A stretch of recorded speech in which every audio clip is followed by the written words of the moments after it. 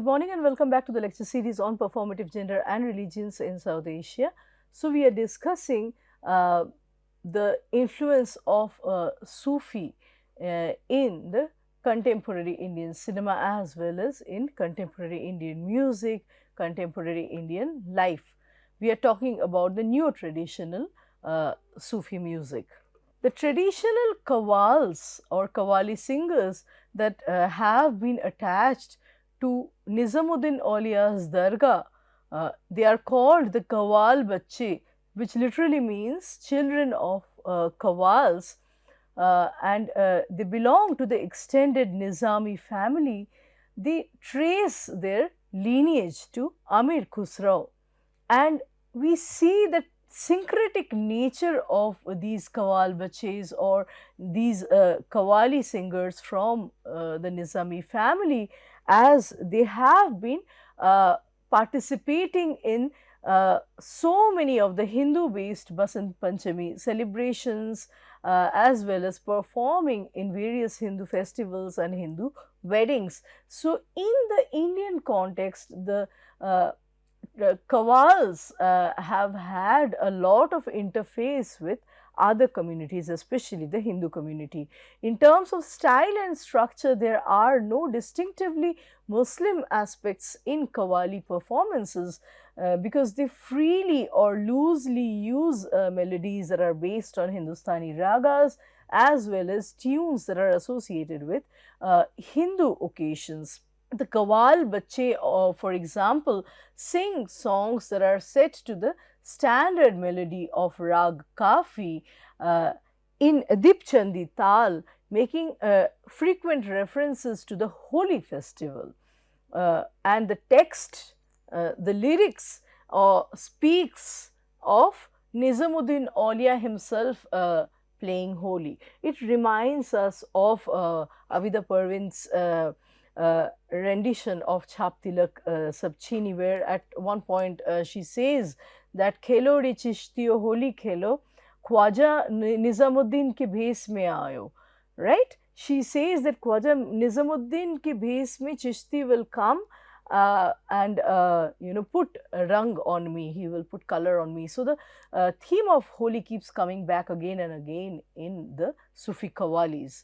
So, this is a very significant video where we see that in Saint Hazrat Nizamuddin Aulia's shrine, Sufi Vasant festival is being celebrated.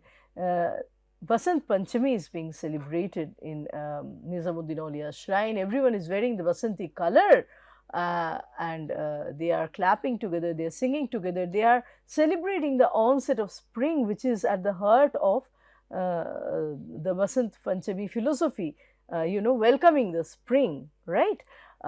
Through Holi and through Vasant Panchami, the Hindus do that, and the Sufis have adopted this culture. So, Hindu devotees and visitors are commonly estimated to constitute around 1/3 of the attendees in Khwaja Muinuddin Chishti's shrines, especially during the Urs festivals when Qawwali is featured. Further, the Sufiana Qawwali has traditionally accommodated Hindu performers. The most celebrated of these in the recent memory was the Shankar Shambhu Qawwal, who despite being Hindu, this duo Qawwal, despite being Hindu, performed regularly at the Urses, and Shankar Shambhu Qawwal would sing many memorable Qawwalis in Urdu about the Chishti saints. We have already discussed one such Qawwali, the lyrics of one such Qawwali in our previous lecture on Sufi poetics. More recently, we see that other singers from Hindu backgrounds in Delhi, which include singers like Prabha Bharti and Dhruv Sangari, participating in different Qawwali performances. So, singers like Prabha Bharti and Dhruv Sangari are part and parcel of the different Sufi performances. Further, we see that Delhi's shrine of Hazrat Inayat Khan which was built by the Dutch devotees, uh, you know, hosts so many people from different cultures. Western visitors continue to constitute the bulk of the clientele at the shrine, and we see that it hosts the party of veteran Qawwal Bacha Miraj Ahmed Khan on every Friday evening. So it is the site of multiculturalism where Western tourists come, where the different Qawwal Baches sing, and even Hindus, people from different communities go visit there, sit there, enjoy the Qawwali, right?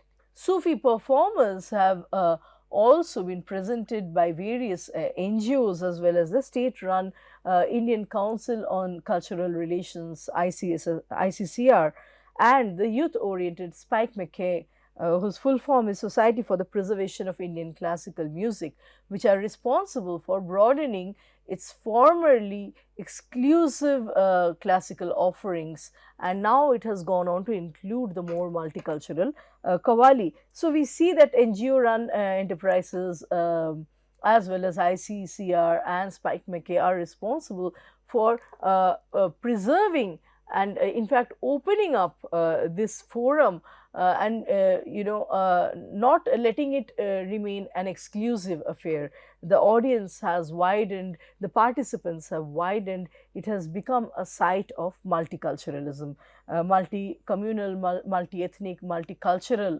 platform, right? Songs including Kailash Kher's Allah Kare, Rishi Kapoor's Disco Qawwali, then Parda Hai Parda, and then Mere Saath Chalte Chalte from the film Humko Deewana Kar Gaye, one of the more recent movies.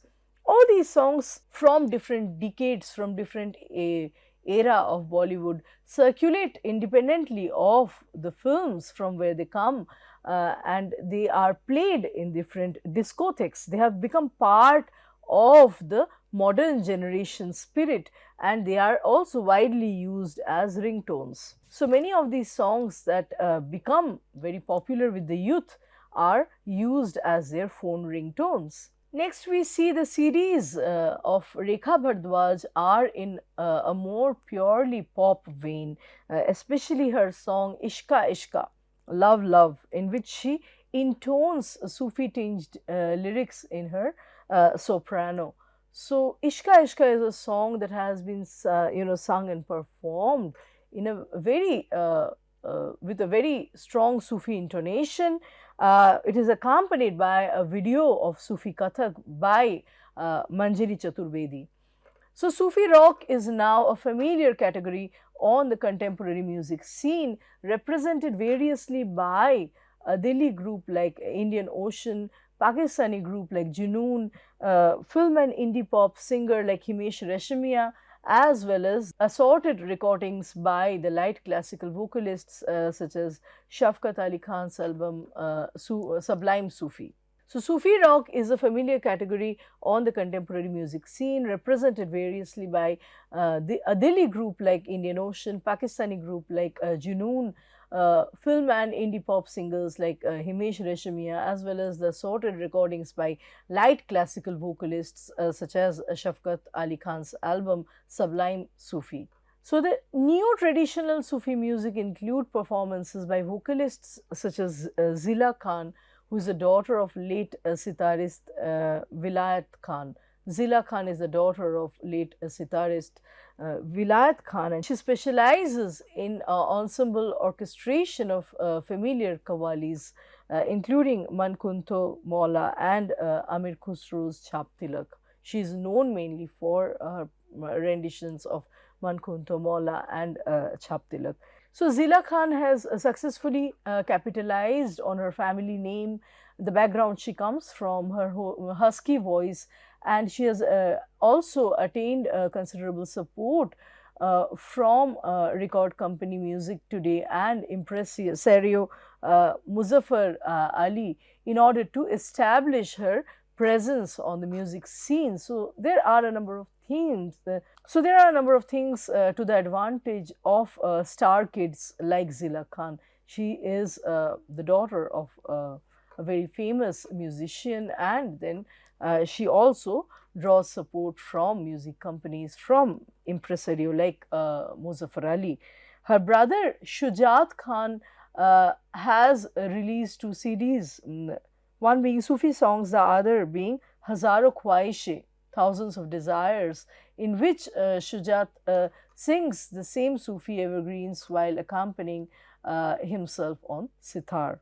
So we see, as I have been telling in my previous lecture, since the 1940s, the beginning of the golden age or the golden era of Hindi cinema, the Sufi song, the Sufi themes have been replete in Bollywood films. So Qawwali has been a prominent feature in Bollywood films. This is a performance of Man Khunto Mola by Zila Khan. We see that a very androgynous presence, of course, and the rapture, the movements that remind us of, traditional Sufi codes, right? The playing of instruments, So the freestyle of Sufi music is being celebrated through her rendition of Man Khuntu Mola. Like Zila Khan, Rekha Bhardwaj and Shafqat Ali Khan, singers such as Rekha Surya, who formerly sang light classical, Thumri and Ghazal, have now shifted their repertoire to Sufi songs. So a lot of singers who previously used to sing Thumri and Ghazal have now shifted to proper Sufi repertoire. In cosmopolitan Delhi, with its huge Punjabi population, Punjabi Sufi music in both neo-traditional and idiosyncratically modern forms has come to constitute a substantial part of the recent Sufi music activity. New traditional singers of Punjabi Sufiana Kalam like the Wadali brothers and Abida Parveen have become, fixtures, have become stars of high-profile Sufi music stage shows. Also, we see that a Sikh singer-songwriter Rabi Shergill has attained a considerable fame in the genre of Sufi music, especially with his song Bulla Ki Jana Mein Kaun. This is a snippet from Coke Studio. We see Abida Parveen singing Chap Tilak, right? And Nusrat Fateh Ali Khan also accompanying her. So, a Pakistani Sufi rock group called Junoon was founded in 1990, and it hails from the cities of Tappan, New York, and Lahore, Punjab, Pakistan. So, singers and musicians come from all these different places. It is very multicultural in terms of the members that constitute Junoon. Salman Ahmad, the group's founder, lead guitarist and songwriter, is the director. He was shortly joined by pianist Nusrat Hussain, bassist Brian O'Connell, and singer Ali Azmat. They were pioneers. So, Junoon singers were pioneers of Sufi rock with a distinctive sound, and they were successful, in fact, very famous in the early 1990s. Members of this group were signed to the major recording company EMI Records, and in 1991 they issued their self-titled debut album under the name Junoon. After the release of their second album, the band started to develop a cult following.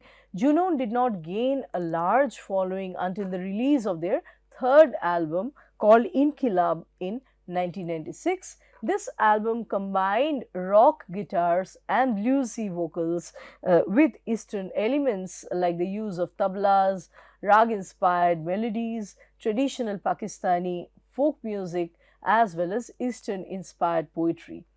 So, this is a snippet from the song Sayoni, which became, almost larger than life. It became so popular in the 90s decade. Almost the entire 90s decade, the youth would hum to the tune of Sayoni. It became so popular, and Junoon reached out to the audience almost through this song, Sayoni, right? and it actually criticizes Islamic fundamentalism, Islamic extremism. It is very, it is very egalitarian. It appeals to humanity, to humanitarian values. It criticizes any act of terrorism, right? So it criticizes any act of terrorism. The band Junoon released the critically praised Azadi album in 1997, which marked Junoon's album debut in India. Other albums by Junoon include Parvaz in 1999, Andaz in 2001, and Diwar in 2003. In 2016, Junoon released their 8th studio album, Dur, in the honor of their 25th anniversary. Junoon artists use loud guitar riffs to contrast with the tranquility of Sufi poetry by Rumi, by Shah Hussain, as well as Bulle Shah and Iqbal. So, world peace and contemporary challenges have been the important themes that the members of Junoon band have explored through their music. Several South Asian Sufi musicians in Nusrat Fateh Ali Khan's wake have performed at international events, and some of these events have been held in India itself, such as the third International Sufi Festival that was held in 2005, the Indo-Iranian Sufi concert in 2000, and a 4-day festival of world Sufi music which was presented by the ICCR in 2003 in New Delhi.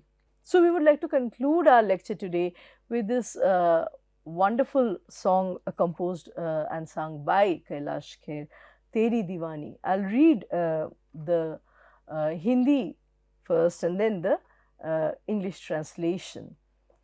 प्रीत की लत मोहे ऐसी लागी, हो गई मैं मतवारी, बलबल जाऊं अपने पिया को, हाय मैं जाऊं वारी वारी, मोहे सुध बुध ना आए रही तन मन की, ये तो जाने दुनिया सारी, बेबस और लाचार फिरूं मैं, हारी मैं दिलहारी, तेरे नाम से जी लूं, तेरे नाम से मर जाऊं, तेरी जान के सदके में कुछ ऐसा कर जाऊं, तूने क्या कर डाला, मर गई मैं, मिट गई मैं, हो जी हाँ जी, हो गई मैं तेरी दीवानी. So, this part, when translated to English, I'm addicted to love in such a way that I have become totally passionate. My love for my beloved is such that I'll sacrifice my life for my love. I have lost senses of my body and my soul. The entire world knows about this. I just keep wandering helplessly as I've lost my heart. I'll live with your name and I'll die with it too. I'll do all it takes to attain your life and your love. What have you done to me? I'm dying. I'm completely lost. Oh, yes, that's true. I have become your crazy lover. इश्क जुनून जब हद से बढ़ जाए, हंसते हंसते आशिक सूली चढ़ जाए, इश्क का जादू सर चढ़कर बोले, खूब लगा लो पहरे रस्ते रब खोले, यही इश्क की मर्जी है, यही रब दी मर्जी है, तेरे बिन जीना कैसा, हाँ खुदगर्जी है, तूने क्या कर डाला, मर गई मैं, मिट गई मैं, तेरी दीवानी, तेरी दीवानी, हाय मैं रंगीली दीवानी, हाय मैं अलबेली, मैं मस्तानी, गाऊं बजाऊं सबको रिंझाऊं, हाय मैं दीन धर्म से बेगानी. When translated to English, when the passion of love crosses the limits, then lovers can kill themselves with a smile. When the magic of love overflows, then God will open the gates no matter how much you protect it. This is the will of love and the will of God. Living life without you is selfishness. What have you done to me? I'm dying. I'm completely lost. Oh, yes, that's true. I have become your crazy lover. I have become a colorful lover. I have become an intoxicated lover. I'll sing and play music to entertain everyone. I'm totally unaware of religion and God. In other words, I'm celebrating religion and God through love, through this colorful, crazy, intoxicating love, right? The rapturous love, this ecstatic experience of love. Without further explanation, because we have already spent so many words explaining Sufi quotes and Sufi symbols, I would like to conclude my lecture today with this wonderful video from the song Teri Diwani by Kailash Kher. Look at the dance of love, the dance of madness, the lovers in separation, the longing lovers, longing to unite, so happy in, even in separation. The journey itself gives them some kind of ecstatic happiness. The journey, the path that they traverse to reach each other, right? This longing gives them happiness. And this dance of madness, the dance of joy, dance of rapture and ecstasy, celebrating love, and through love, celebrating the body, celebrating God, knowledge of God, celebrating religion, celebrating humanity, right? With this, we come to the end of our lecture and the end of this module. Thank you so much.